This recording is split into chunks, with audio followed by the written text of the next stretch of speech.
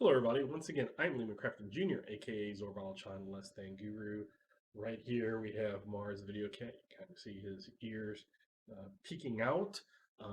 I am doing this video pretty much right after my previous video about alignment, but I wanted to do one of my updates for the games that I am doing and a kind of an announcement, and I wanted to do the alignment, but I didn't want to add it to the update, so that's why I have that one. So this one will be a longer one, because I probably will tend to ramble, and on the alignment one I at least kind of kept my focus.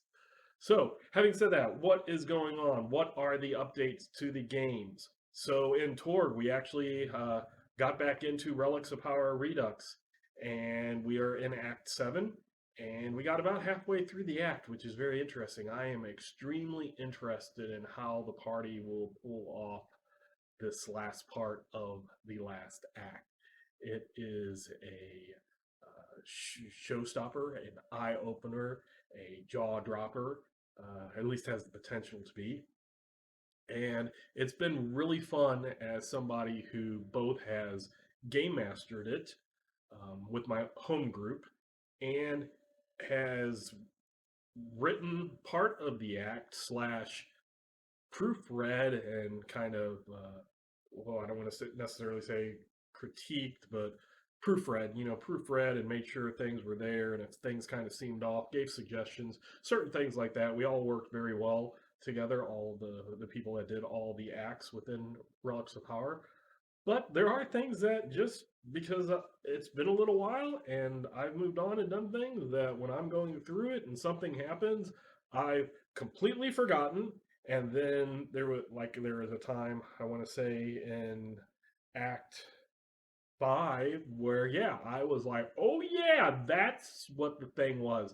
And then for the life of me, I couldn't remember if it was like A to B or B to A. So it was like whatever I decided, it wasn't me using my out of character knowledge to help because my out of character knowledge was the I did not know because I had forgotten that specific mechanic of the game. So that's usually fun. I did make sure that I made a low mind character to go on the adventure.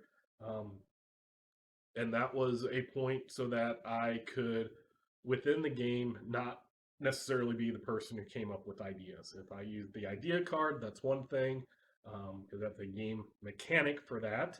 But otherwise, it was a I will voice opinions if other people come up with ideas, but really tried to play a into going into this without my personal knowledge in on it. Like I said, I did forget things, and also sometimes I will run a game like I wrote the game and it has been changed in various versions of the game before it's published.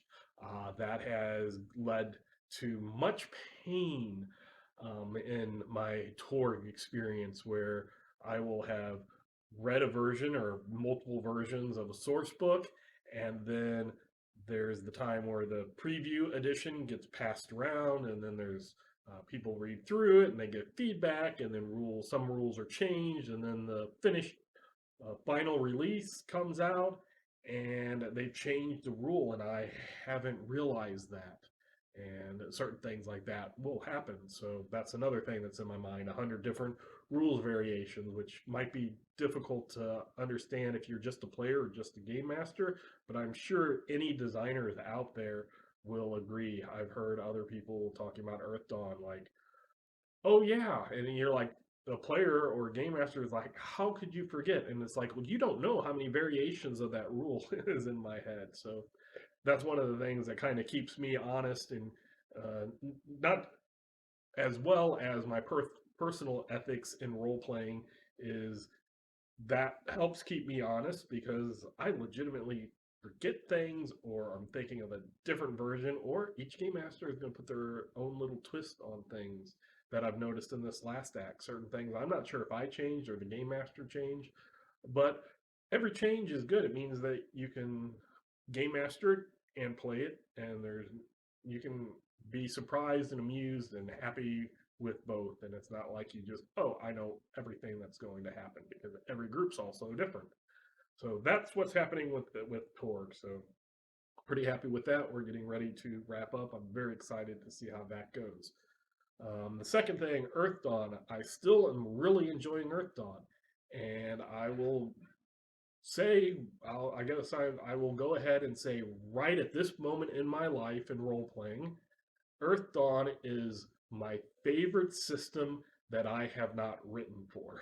So it's a system that I'm currently doing as a player. I think I could game master it. I don't know if I would use the Earthdawn world bar save. I don't know how well it would be able to disconnect from that world. I think it could, but I would like to do my own thing or do like I'm doing in Palladium, transport it into another fantasy setting just to shake things up. But it's a really good system. I love the way that it takes role playing aspects of the role of a character and the aspects, and it really blends them really nicely together. And I'm really enjoying how it does that. So that is Earthdawn. Our last game did get canceled, so I don't have necessarily any updates to that. We are still in Haven. Seems like every time we try to leave, we get pulled back in by our own choices, which is very interesting. And I think I've said that before. It's really interesting as me as a player and a not game master of that system, but a game master in general over other systems. Like, the players keep pulling themselves back in. They want to leave. They've expressed, but they keep pulling themselves back in when we do have free reign to leave at any time. So that is interesting. So that's with that. With Palladium, we just got done, I believe, with our 15th session. It is our probably the second session in Foundry where we've actually used the combat tracker. And that one I need to listen through, and I will post that later this week. I had a personal issue. I either forgot or didn't know, and somehow changed a default. And I made it so that all the tokens were linked to character sheets instead of all the tokens being independent. So when you would double click a token, it would pull up its own separate character sheet. So you could make one character, like what it is say I make one skeleton, and then I can drag and drop a bunch of tokens, all these skeletons, and each of these skeletons would individually have, say, their hit points. And that makes it really wonderful and something Foundry does very well. I accidentally had a default checked that would link them all to the character sheet. So when I would take a point away or damage one skeleton, all the skeletons were damaged. And it took me a while to figure out that. I even paused the video at one point because I didn't think that the viewers needed to watch me get frustrated and go through about 20 minutes of trying to figure out what was going on. But that's some things that happen, and that can happen at a tabletop game if you're really just confused by what happened, or you made notes and detailed notes and you brought them to the game, but that one piece of paper or that one book is at home, and you got to figure out how to improvise. So game masters make mistakes. You watch that video, you will see a bunch of mistakes, but it's one of those where just admit it, let people know, hey, I'm trying to figure this out. I thought I could work through it. I can't. I need to solve this. Go ahead and take a bathroom break, get something to eat, talk amongst yourselves, etc. While I figure this out. Once I figure it out, we'll get back together and we continue. The combat tracker works excellent. The GRPGA, generic role-playing game aid system for the Foundry. If you want to do a Palladium game, download that. And even if you are using pen and paper, on a clipboard, character sheet, and you're just using Foundry to roll dice, use that for your combat tracker. It is awesome. You can put your attacks per melee. You can do your active dodging and parrying and entangling and anything that does or doesn't take an attack. And if it takes an attack, you hit the little hand button. If not, you don't worry about it, and it cycles through. Just a wonderful tool, and I highly recommend it. And I'm happy I found it. I'm happy I talked with the creator of the GRPGA and we worked to get it to work well with Palladium. So you can use that. So Palladium is going well. I will add a small small short part before that session, because there was some in the 2 weeks, that 2 weeks of real time that happened between sessions. During those 2 weeks, I had people kind of advance a little bit through what they were doing in town, or attempting to do. I'll say that, through town, uh, so that there is not a disconnect between the ending of the session 14 and the beginning of session 15. So that is what's going on with Palladium. And then the last announcement I have is that we finished our Pathfinder adventure path. The Game Master, and I've stated this before, we are only doing 3 out of the 6 books. He felt that our characters probably would not necessarily want to continue, or would not have a valid reason. It would be kind of shoehorning us to complete the latter 3 books. He also was interested in starting another game and stuff, and it ended. And I will say it was interesting. It was something that I will say, it was an ending, which is good, because there's a lot of games that I've played and I've game mastered which have just petered out and never had an ending. So if any game has an actual ending, I am happy. That's points to it.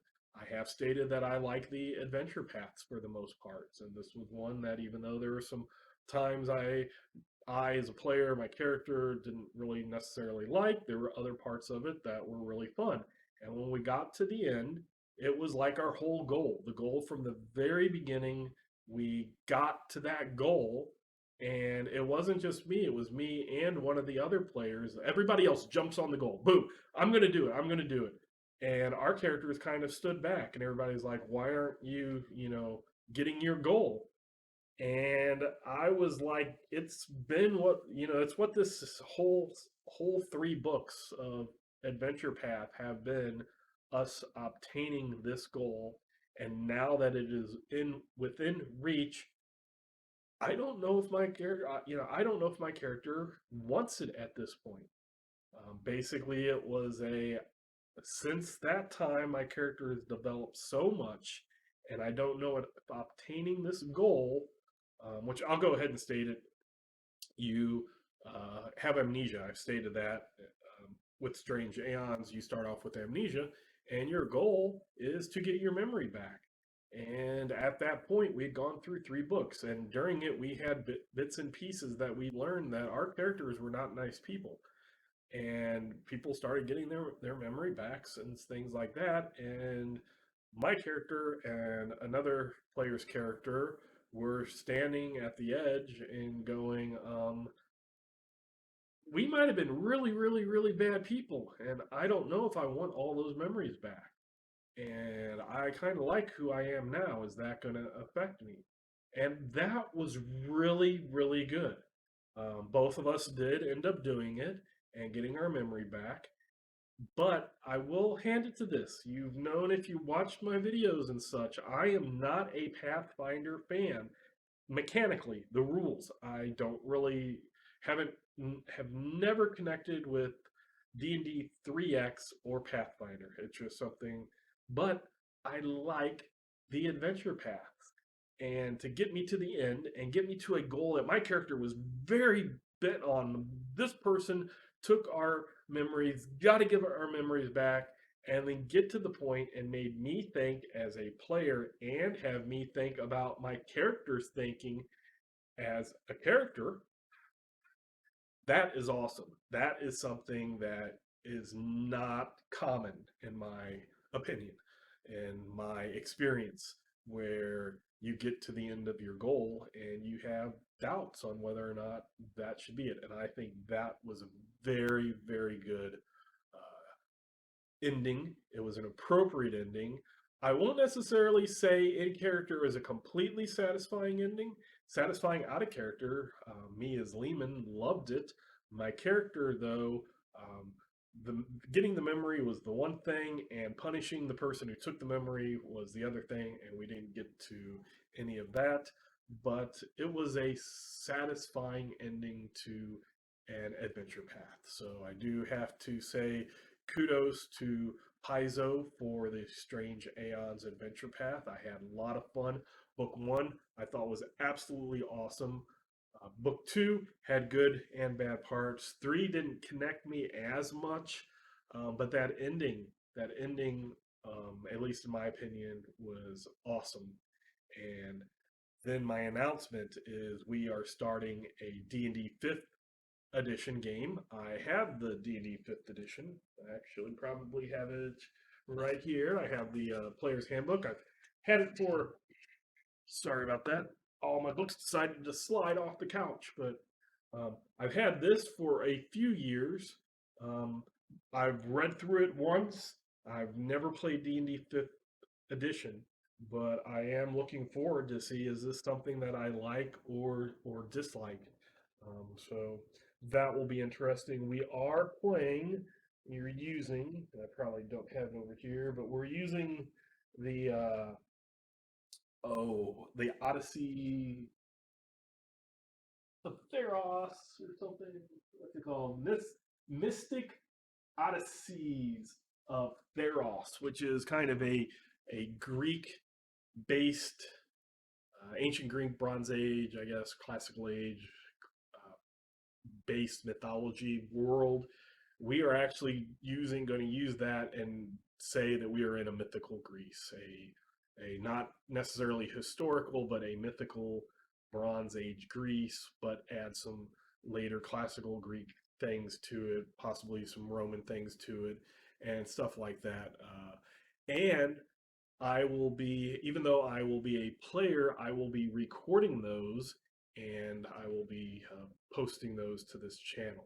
So that's something that you could see how I do things as a player, how another one of the people in my group that I've known since college, um, over half my life has been role playing with me as the game master, and he's the one that plays Sir Emery in the Palladium game.